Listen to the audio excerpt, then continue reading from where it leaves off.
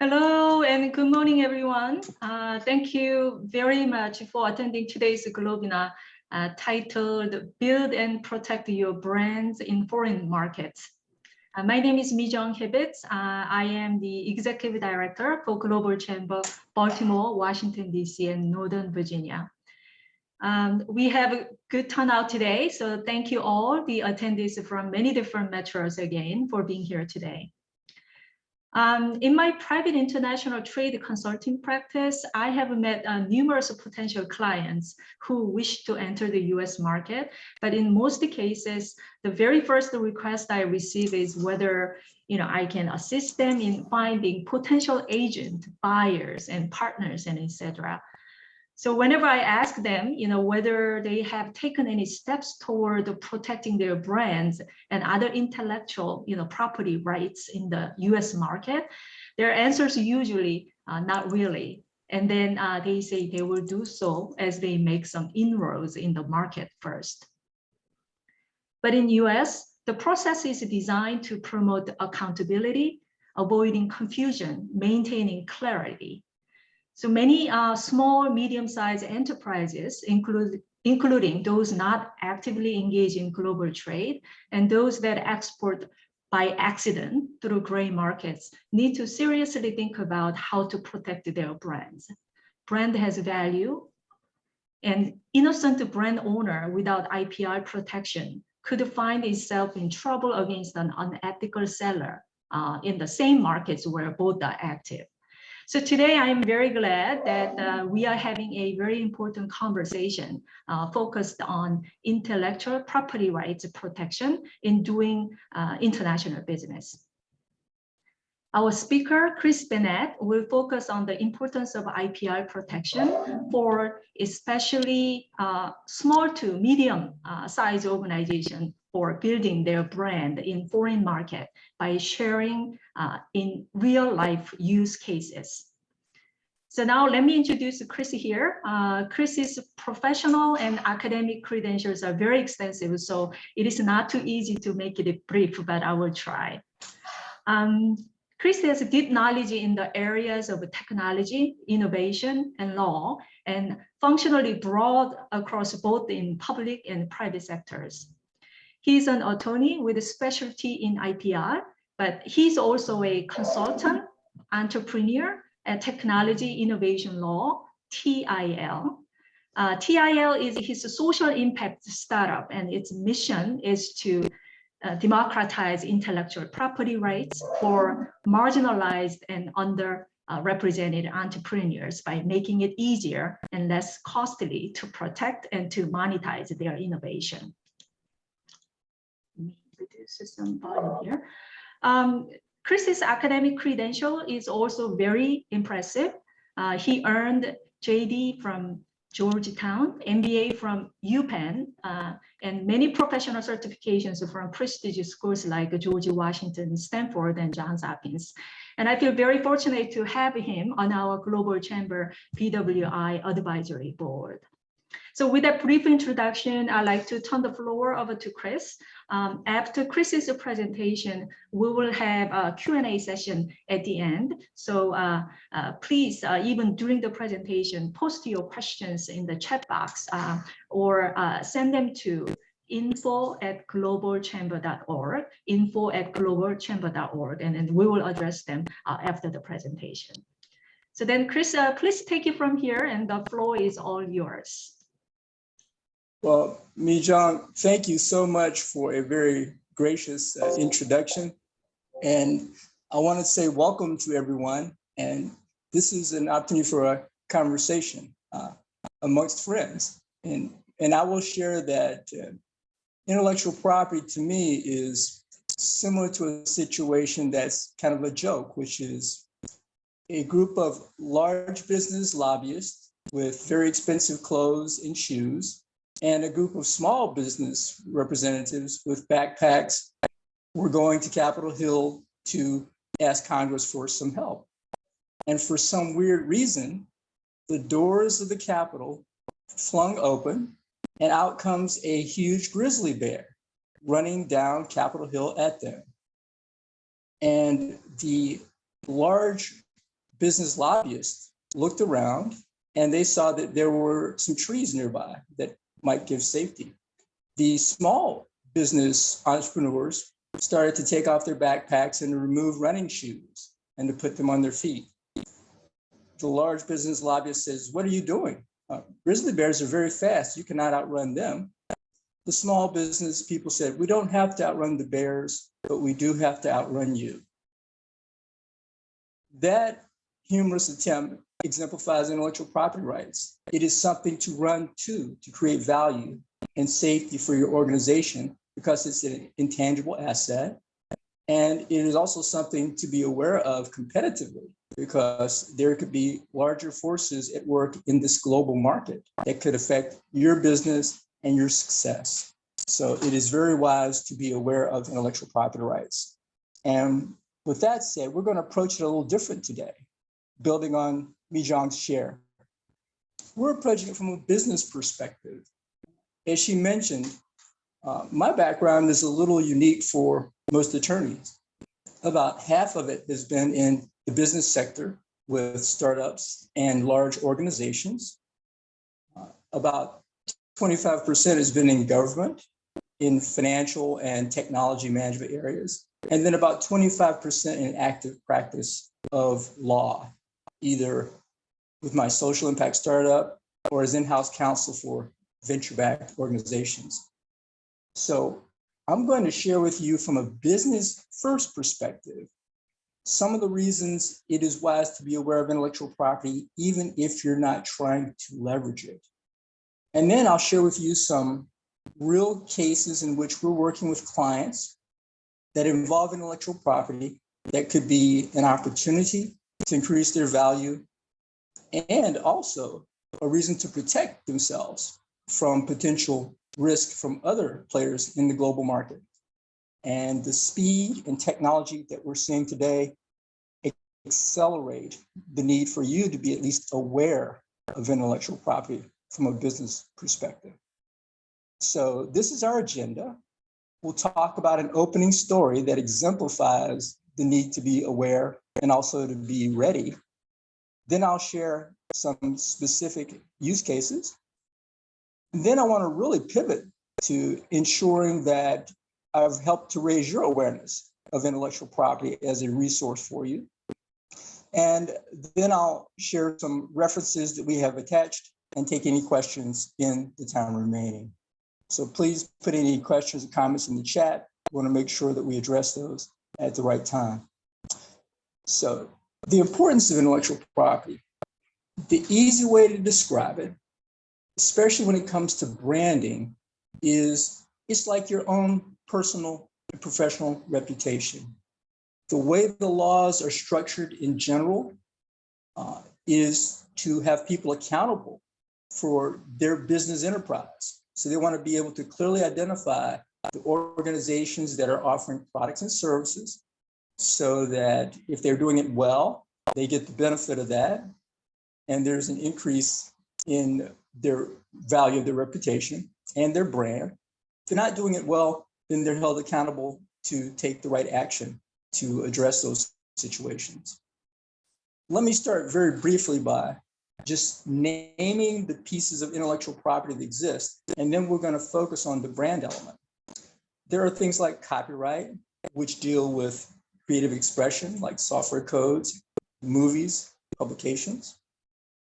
There are patents, which are very famous, which are essentially inventions and designs that can be protected for a period of time. There are trade secrets, which can be very broad and simply needs to be something that's perceived to have value in the marketplace.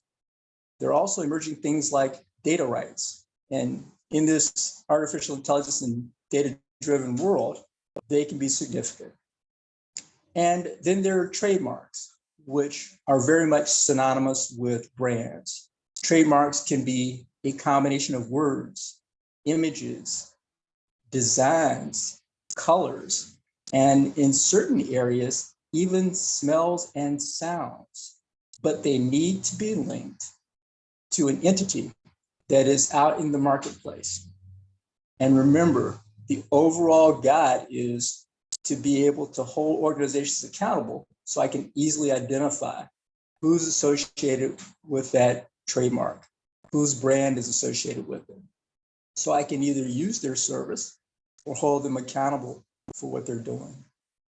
And we're going to focus on brands, which are related to trademarks today, and a significant opportunity that you and I have as small enterprises.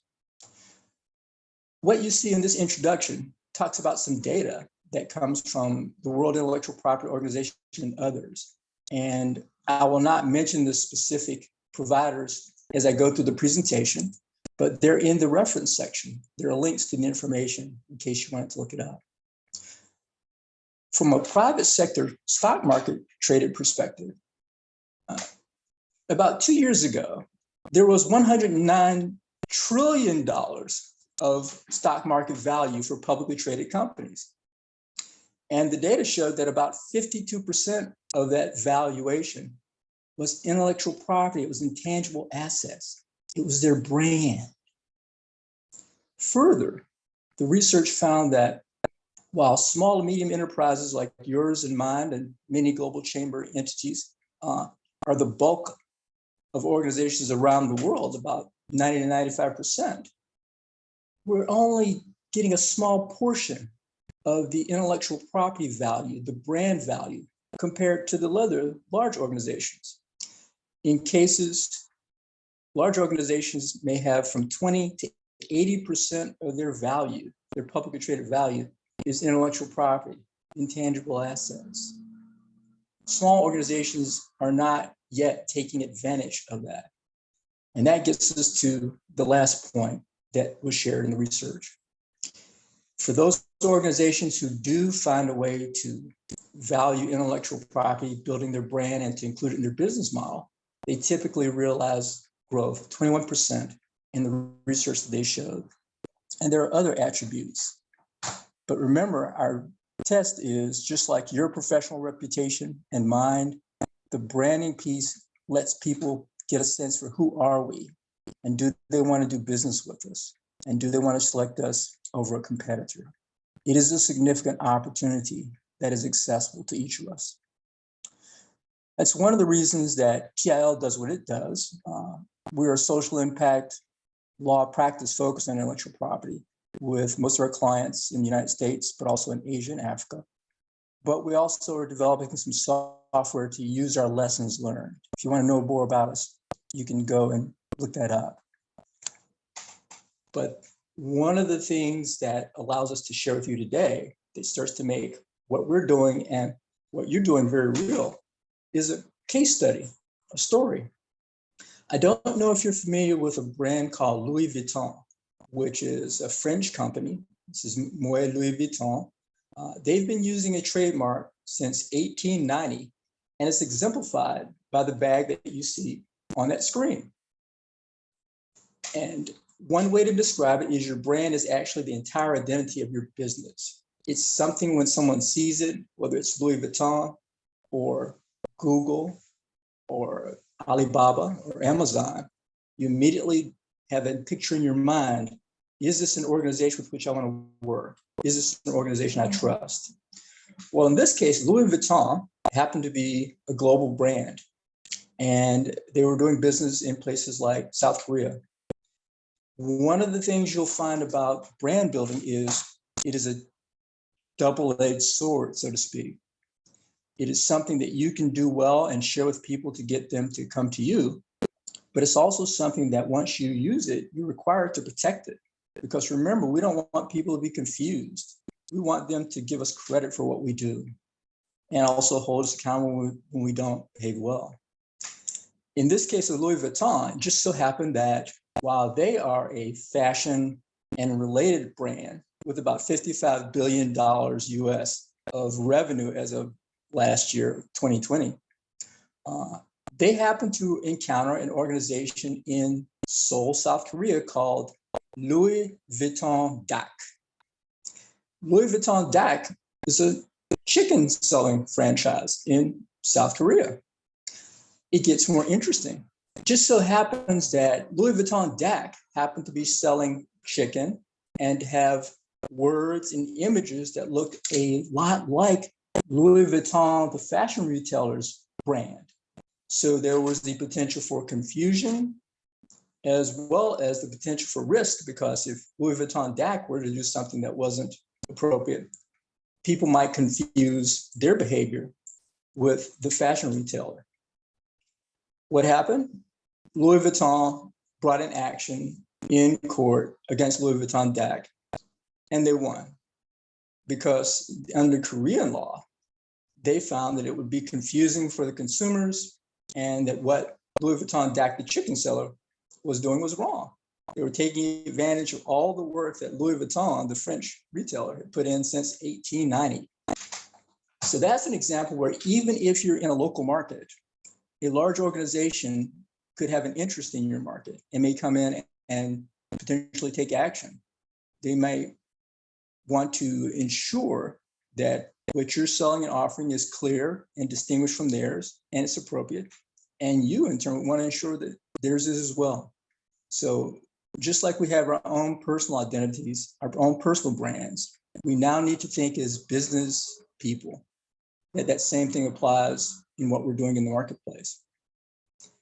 One of the interesting things to note about building your brand that came from not only the Louis Vuitton question, but just in general in research, about 78% of customers say that they're brand loyal. And that's actually changing a bit in the COVID-19 environment. But what's happening is that those customers are considering switching if they perceive a better value from a competitor.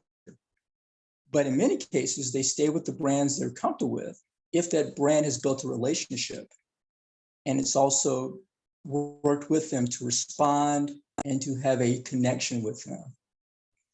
And one of the more exciting things about it, whether you're a Louis Vuitton client or you're a client of someone in your business, if they're loyal to you, they will recommend you. And that is something that we've experienced as well as we're seeing our clients experience. So now that we've started with this example of a French company, Louis Vuitton, taking an action to protect its brand against a South Korean Seoul chicken selling franchise company that just happened to be using the same images and other very similar words. Let's talk about some real cases with which we've been working. First is a local t-shirt seller, and the images that you'll see in these next 4 slides are not of the brands of the organizations. These are things we're using with permission of the providers to represent them. In this particular matter, there is a culturally based t-shirt seller in DC, and they filed their own trademark to provide their t-shirts on e-commerce platforms. So their business goal was to really generate revenue, but also to really have a relationship with the communities in the District of Columbia. Interestingly, while they were pursuing that and preparing to build that brand, a $2 billion market value sports franchise opposed their application. The sports franchise said, "We think there's going to be confusion from what you're doing." And in many cases, this happens and entities don't oppose it. They simply walk away because, as I think you and I know as business people, my perspective is litigation is generally not a great business strategy. It's something that you do when it's important and it's necessary to maintain compliance. But this client did not accept the opposition from the sports franchise. They reached out to us and we did our research, and we found that the franchise's claims were really not fair and arguably not lawful. So we responded for the client. And here's where it gets interesting, talking about building your brand. The first is we found that the franchise had some pretty broad claims to elements of a brand that were much broader than they could support by law. We also found that we did our own quick research using technology, and based on our data, there was no confusion. In fact, 99% of the people we surveyed, a lot of people, we're very clear that what we were doing is radically different from the large sports franchise, and we responded to them. The good news from this situation with our client, even with that size disparity of having an issue with a large organization, we're able to reach a settlement. It's reasonable, and it allows our client to pursue their business, and it also creates some comfort for the sports franchise. The takeaway from this from a business perspective is that sometimes organizations will oppose things or do things from a branding perspective is because it's their policy. It may not be fair and reasonable, and that you as an entrepreneur or as a small business enterprise should carefully, if you're contacted, look at your situation and ensure that you're protecting your rights. And there are ways to do that cost effectively. In turn, it also means that it's wise for you to start to build your brand from the ground up. Take the steps, like this client, to register your mark and to associate it with the good work that you're doing and the quality, so that it will appreciate in value, very similar to a house that you might buy. The next situation that we've encountered is e-commerce selling, in this case on Amazon. This is an exciting area. A lot of the volume is coming from Asia. We're finding we have clients that are generating between $1,000 and $20,000 a day in revenue. So these are entrepreneurs and small entities who start from scratch. They've built a business model that allows them to offer product, and in cases generating from $365,000 to over $7 million in annualized revenue through e-commerce selling. One key element for that, especially on Amazon, is to have a trademark to build your brand. And an example from a business perspective is exactly what we discussed. Amazon likes to have clarity on the sellers on their platform so they can use their analytics to give them credit for doing things well, for providing great client experiences, for attracting traffic to the Amazon website, which helps to build Amazon's brand and provide them data, as well as build the entrepreneur's brand. On the other side, though, they also want to have accountability. The reason, and that's a concern, because if you're not doing things well, they want to make sure that they're reacting to that and trying to make sure that folks on Amazon's platform have a positive experience. The reason that's important is because our client encountered pirates, people who are attempting to counterfeit both their brand and to use their designs without their permission, as well as to try to represent themselves as our client in the marketplace. So let me pause for a second. Have you ever been accused wrongfully of doing something due to mistaken identity? Or do you know someone that's happened? That's one of the basic issues that's involved with piracy.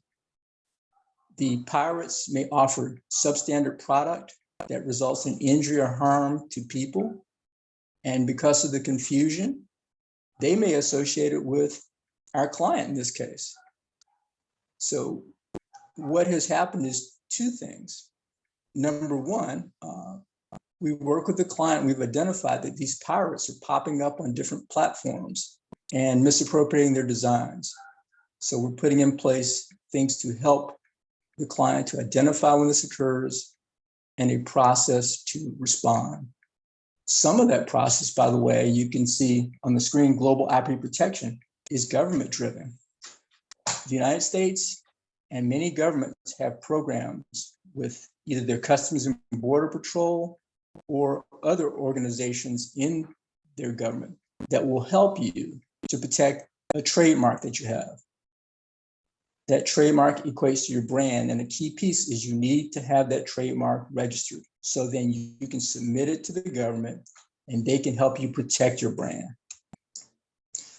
The other thing that we're doing is putting in place collaboration with different organizations and technology, which exists today, which can help you identify when people are using your brand on the internet and have resources to help respond to that. It's a challenging situation. It's like whack-a-mole, because the pirates will bring up a website, take it down, move on once you respond, but it's something that's very necessary as we try to develop better solutions to protect the brands on these platforms like Amazon. So pirates beware. The next situation we have is one where our client is active on social media. They're a nonprofit. They have a mission of helping people who are in public housing to become entrepreneurs and small business people like you and I. What we found was that an organization that had participated in some of our clients' programs and loved the brand name that our client happened to have decided they wanted to try to file a trademark for that brand name. Now let's pause for a second. Remember, we talked about how even if you're not intentionally in the market with a brand, sometimes the situation will come to you. This is one of those. Our client had not registered their trademark. They had thought about it, but because they got busy, hadn't had the chance to do so yet. This person who loved that mark had actually taken action. So what happened is they filed an application to protect the brand name that our client had been using previously. This could create the risk of them getting a trademark and then trying to force our client to stop using their own brand, which they've been working with. And it also could affect the client's business because they put a lot of time and money into uplifting their brand, which is a really unique name. After some research and some attempted outreach to the other party to have a dialogue, because there may be ways to work this out without having to resort to litigation or complaints at the regulatory organizations. In this case, though, there was no response. So the client is elected to take defensive action to prevent the other party from getting that brand name. It's not ideal. Ideally, the client would have registered their mark first because they've been in the marketplace on social media, building their brand. It has value. It's motivating people to want to work with them and to provide revenue to them for their work and create a community for them. So clear accountability for their work. That they needed to respond because now someone else is coming in and potentially taking their brand, which could create confusion. And also it could diminish the business value of what our client is doing. So as some of our colleagues at Global Chamber have mentioned, even if you're not intentionally trying to build a brand, other actors may see things and take action that could affect your business. So it is important to be aware and where appropriate to in fact take action to protect the way you're doing business and how people identify you. The final use case I want to share is a very exciting one where we have a client that happens to have a presence both in Africa as well as in the United States. They have a unique vision to offer maker capabilities, building, construction, plays, making things locally is their vision. And they have a presence in a specific country in Africa. What the client wants to do is take that brand and then start to share it in other countries in Africa and create a pan-Africa brand of maker spaces and opportunities. But they also want to do is to be able to raise capital and funds for that expansion based on the work and establishment in the United States. So what they've done is taken the initiative to register, to apply for a trademark. They've taken action to build that brand, and they're establishing it in their country in Africa. And they've achieved success to the point where the government has actually donated property and other resources. And they now have people on their team working with them. And we're working with them to reach out to other countries and to start to pursue that Pan-Africa opportunity and do it in a way that meets each country and region where they are in North, South, East, and West Africa. And also to expand that brand so that as they do great work, the potential funding sources in the United States will become aware and will have reasons to work with them and to help them build community. This is an exciting project, and it shows one approach to take, which is identify a trademark, a brand that really represents what you're trying to do in the way that you want it to be, invest the time and money and get it into place so that you can share it and protect it as well as can be done under the current rules, and then move forward in your business model to pursue your aspirations. One of the things I will mention, and if you've been interacting with the Global Chamber, you've probably heard from a number of sources, the brand, as we mentioned, is your own personality for your business. It's a place where price, your target market, your solution, your value proposition of how you're going to help someone to achieve something or why they want to work with you, your information, your customer or client experience, partnerships, those things come together. And if you wanted to get a reference point, just think about some of the major global brands. For example, Facebook that you're hearing today. I mentioned I had a small sample group of folks where I asked them their thoughts on Facebook. There were 8 people. And the question was, do you think Facebook is a great brand, a force for good, a force for not so good, or are you kind of neutral? Most of the folks were actually positive or neutral. And the reason for that is that even though Facebook today is having some challenges based on some issues in the public media, their interaction with them, price, research, quality, the service they deliver, what they help them do, overall, they believe has been positive. That's something that gives Facebook resilience and value.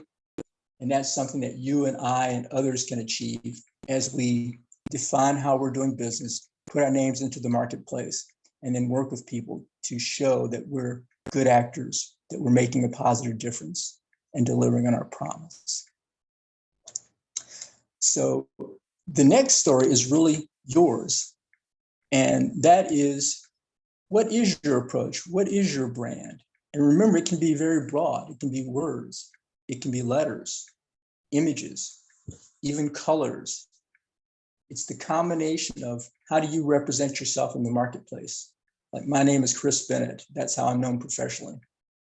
Our brand is TIL. What's your approach? How do you want to be known in the marketplace? Make sure you're doing what you need to do to protect it in your own way. And a lot of that starts with awareness. Periodically, document what you have. Document the name that you're using today, the logos. Look at the innovation that you have within your organization, because what we've found from our research is it is actually quite significant. And in many cases, small, medium enterprises are simply not aware of what they already have today. And they're not aware of what they can do with what they have in a very cost-effective way. That foundation positions you to then go into the marketplace and to pursue your business goals and aspirations from a position of relative strength. It's very important. One of the things that we've left you with today is a reference point, and really short video from the World Intellectual Property Organization, where they talk about the different forms of intellectual property, not just the brand building element, but the other pieces of it.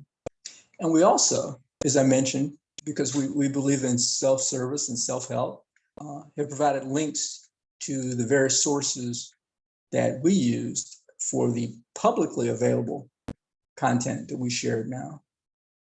And we've also provided information that could help you from a business perspective as you consider what you might want to do with your organization. I want to encourage everyone that's working with the Global Chamber to keep in mind that in a global environment, it is no longer just the people in your local physical market.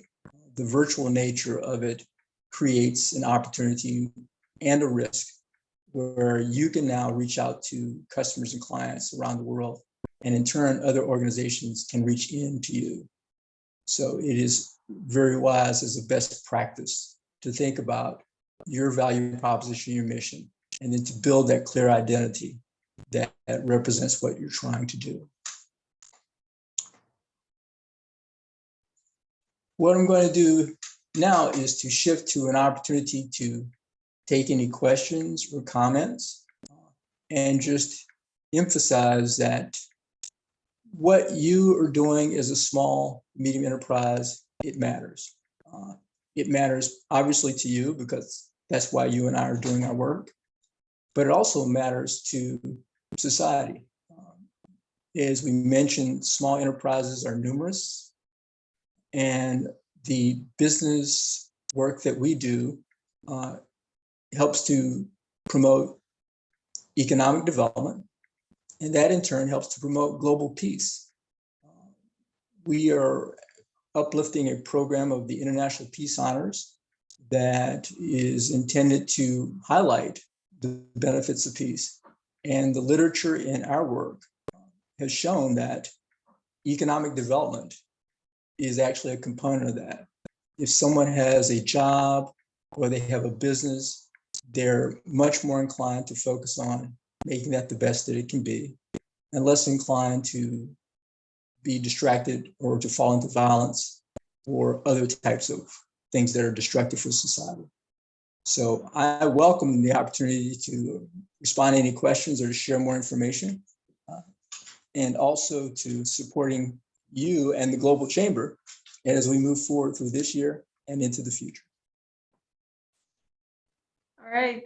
Thank you very much, Chris, for the very, very interesting, the presentation on IPR protection. We have a few questions here, so I will read out to you so that you can respond to. This is a good question for SMEs, as you said, and then your clients, and then also a lot of Global Chamber members. They are SMEs, and some of them are just starting out, right, in their international business journey.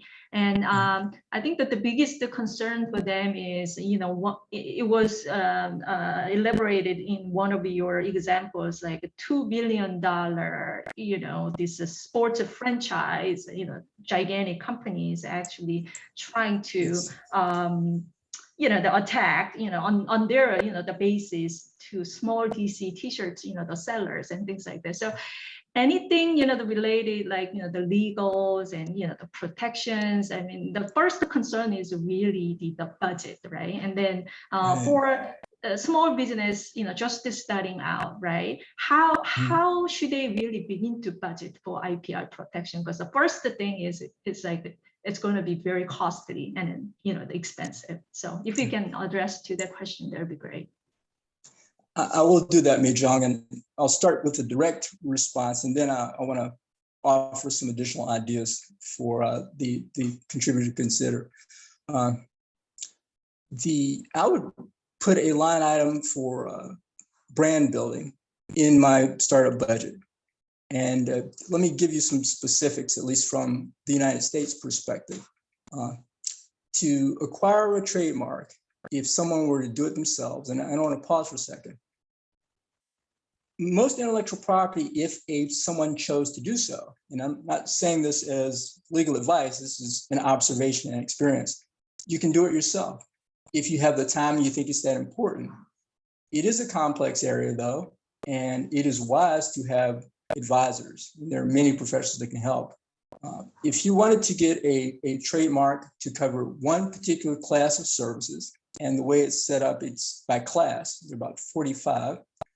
It's about $250 of a filing fee per class in the United States, the Patent and Trademark Office. So that would be like the baseline cost. Once you determine what you want, you could do that yourself. And as I mentioned, this client had done that. They said, hey, I'm going to file my own trademark, gone online, and they pursued that. So there's a reasonable cost that can be budgeted that's quite affordable for most entities. And the reason it matters is because the opposite is potentially risky. If you don't protect that mark and you start things and things are going well, someone else may find it to be exciting and try to get it themselves. And that could affect your entire business model. So I think that the affordability of it is one thing that's available to most entrepreneurs if they can afford $250 for the international class. And it could be more. The other thing I will say is there's a perception and a reality. A lot of large organizations do things because it's their policy. It's out of habit. And in this case, when we started to research and dialogue with the franchise, we found that some of the things they claim were just, it's their boilerplate. And by taking them through each of their claims and showing them how it did not comply with the law or the facts or reality, they were actually willing to make concessions. And we follow up and say, well, why did you even put that in? And one of the responses was, it's our policy. And the so what may be this. If I'm an entrepreneur and I see something like that, I might just say it. I'm through. I'm not even going to deal with it. That's probably not the best strategy. It really is to look at the issue on the merits and then decide whether you can address it yourself or you need some help, and then get that help to do that. Because you may be in fact right as a matter of law, and there are ways you can respond that are cost effective that will not break the budget. So hopefully that addressed the question directly and also provided some ideas that they can consider. Yeah, that's great. That's great. So I guess the second question was, I think you may have already addressed to that question. That was, what are the typical costs that you mentioned? There's a baseline, like, you do it yourself, $250, right? That's what you said, right? Yes. In fact, that's a great question. Let me build on that a bit. The way I approach things, because I'm primarily from experience a business person, is what is my business trying to do? And intellectual property is a tool. It's an asset that as you use it, you can increase the value of your business. But it's a tool that should be driven by your strategy. The basic, what's my value proposition? Who are my clients? How do I build my audience? How do I operate efficiently? So once that's determined, then you can turn around and say, okay, for example, if I'm in the t-shirt business, I might want to seek protection in the t-shirt business for a specific marketplace. And that's all I need. And so that's what drives my investments. And that's where I might say, I want to just get one class and it's $250. I might want to hire a practitioner to work with me, an attorney. Our rates are set to be about half the market because we have a specific social impact mission. But there are other attorneys that will work with you, in some cases pro bono, and they're very qualified practitioners. So, and if you've done some of the initial work, that can help you keep your costs low because you can share with them the work that you've done, and they may be able to help you even more affordably. And in some cases, if it's really important, it might be wise to just make the investment in hiring the right resource to address the issue. But the key driver should be, what's your business? What are you trying to do? Who's your audience?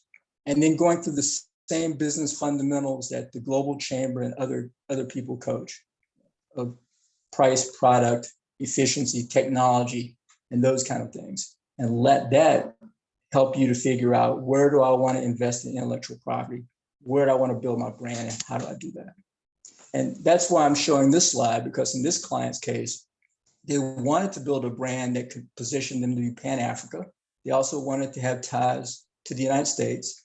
We looked at where could they get the best protection for their dollar. And it was really to start with a mark in the United States. And then where they want to go into different countries, we could take that and either apply for the other countries, or it would still travel with them electronically on a virtual website basis, versus trying to get the mark in the country in which they're located in Africa and then use that, because the protection is stronger from the United States. Yeah, I see.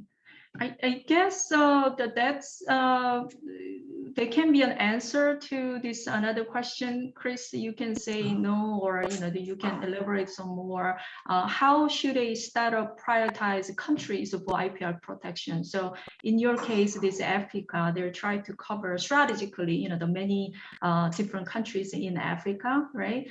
So how should a startup prioritize countries for IPR protection? I think you touch upon that a little bit, but if you can add some more, please go ahead. We'll definitely do that. And I think that goes back to the strategy in the business model. What are the most important markets to that particular entrepreneur? And it's similar to the Africa case, but I actually also think it's similar to some of the platforms.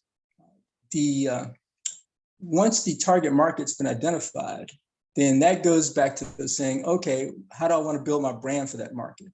And it is wise to do a fair amount of research on that target market and to think about it, not in the old school term of, for example, I'm here in Washington, D.C., so that's all I'm worried about. Because there are protections you can get just for Washington, D.C., if that's what you want. But if your brand is intended to go beyond that, it's wise to think about, where do I want to go geographically? And also, where do I want to go virtually? Because once you put up a website, for example, it's going to be seen not just in Washington, D.C., it's going to be seen in different places. So the entrepreneur might want to think about, who do I want to reach with my web content? How am I creating that audience? And then that would drive what's the right intellectual property protection. As I mentioned in the case of Africa, it just so happened that for that particular client, a US trademark made sense. We've had other clients where we have partners in different countries, and for their particular business goal, the US protection was not the best starting point. The best starting point was for them to do whatever they could do locally, because that's all they wanted to do as a starting point for their business. And their situation said, hey, I can look at getting additional intellectual property as I expand if I achieve success in my local area. So it really helps to understand, what's my target business, what's my plan over a period of time, and then how do I make sure I protect that first and set up the foundation so I can grow my protection, my brand, to the other markets that I want to approach. All right, thank you very much for that answer. It's another question is like, country by country protection, how to do that type of a question. Here's one more. How about protection country by country? Is it necessary? You explained some of that already in your answer. But for instance, if we have a US trademark, right, for a company or product, and we are selling in multiple countries, is the trademark protection in use on social media? Because when LinkedIn, Twitter, and Facebook follow US trademark law or not? Yes. Well, that's three questions in one. So let me try to deal with them. The first thing is, there are different ways to protect your intellectual property, as I mentioned, and it matters, because it can matter how cost effective it is and how you can link it to the pace of the business. One is, as I mentioned, just protect the local area if that's what you want. A second is, you can get national protection. So you could register a mark or protect it, for example, in the United States. And then a third is to use treaties. So there are many both bilateral treaties between countries, and there are also multilateral treaties, Berne and other types of treaties that allow you to create the mark once, register, and then use the treaty process to start to expand protection to cover all the countries that have signed those treaties. So that's an option that's available, and it should be driven by the business strategy piece of that.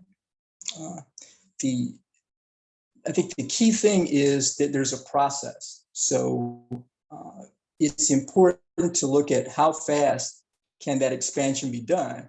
And as an entrepreneur, to make sure that you're starting the process in a time that allows it to be ready when you're in that country.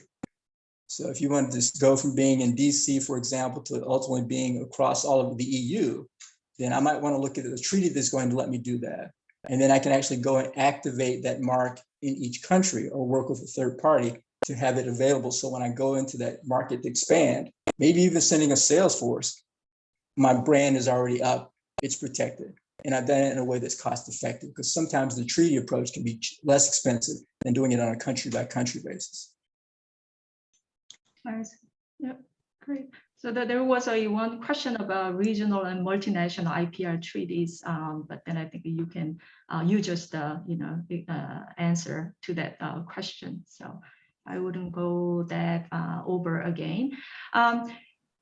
Another one, Chris, is that we would like to hear about actually TIL. You are definitely in this IPR, and then reading your mission is really, yes, you are a social impact startup, and then your mission is really democratize intellectual property, rights for marginalized and underrepresented like entrepreneurs through your method and then technology and then etc. So so would you talk through how you work with your clients, and then more about like your company, how do you actually advise, and how do you assist these clients in this segment, maybe to be differently from the traditional models, or how do you do serve your clients?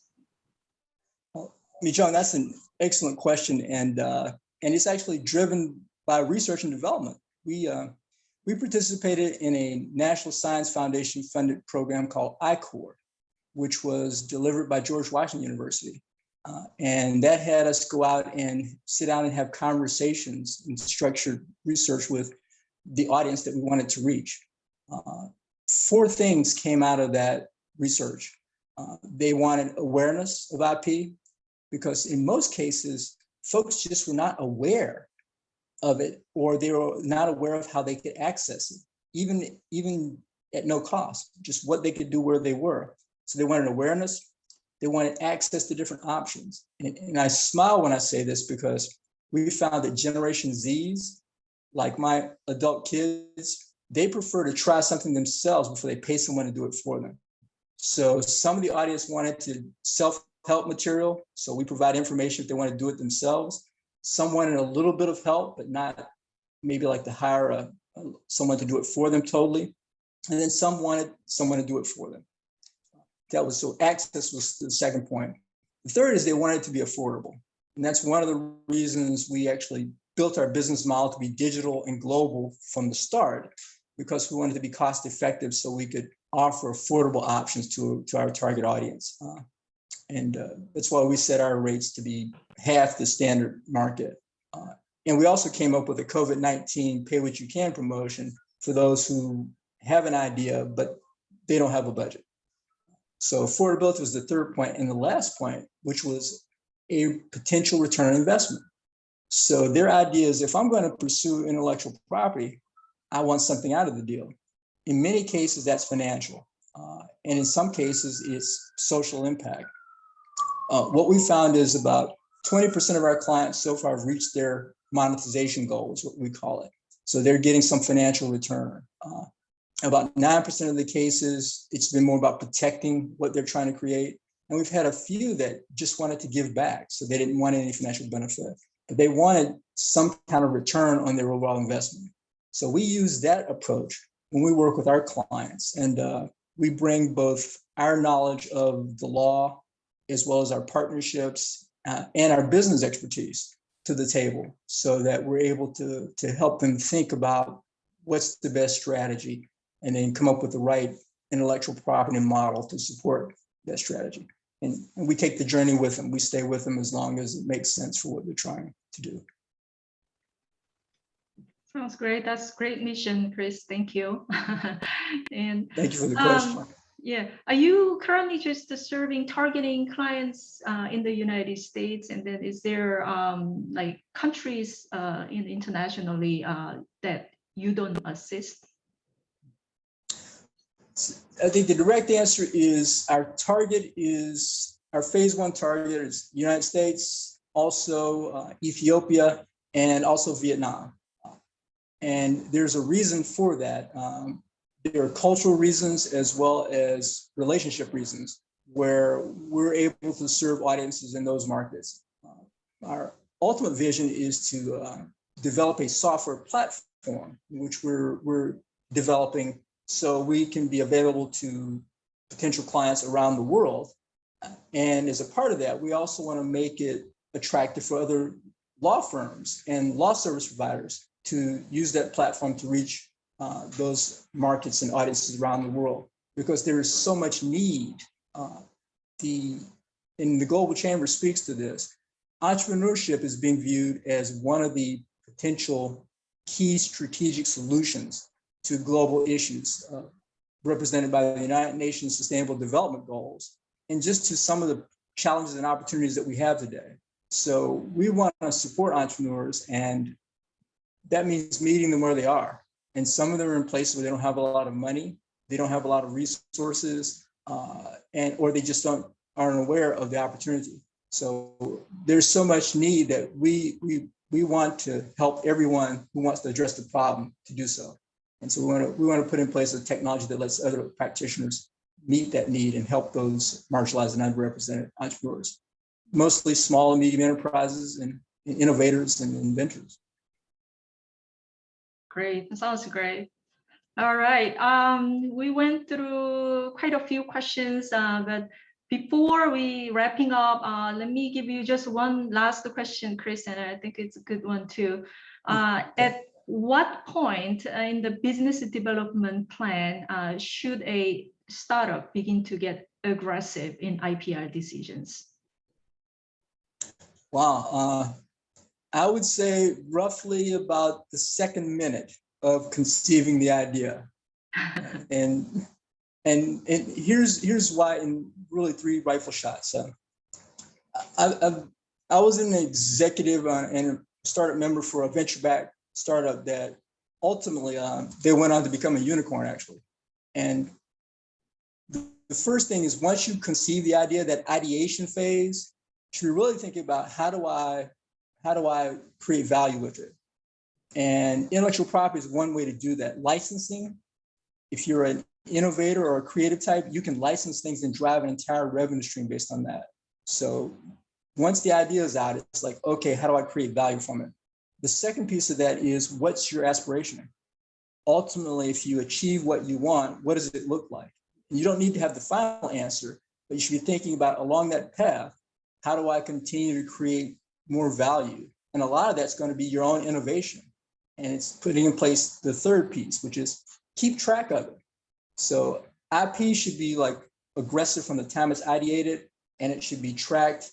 And even if you don't register it and file it, you want to know what you have, because if you go to raise outside money, one of the first questions many of them ask is, do you have any intellectual property? If you have an invention, have you patented it or have you filed? Do you have any trademarks, copyrights? They're going to ask those things if it's venture capital. And having that addressed early on is very helpful to establish credibility and to convince them that you're a wise potential investment for their funds.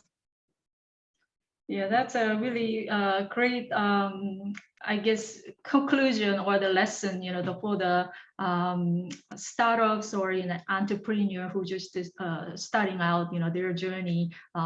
Your IPR decisions and protection should start with as soon as you have ideation, right?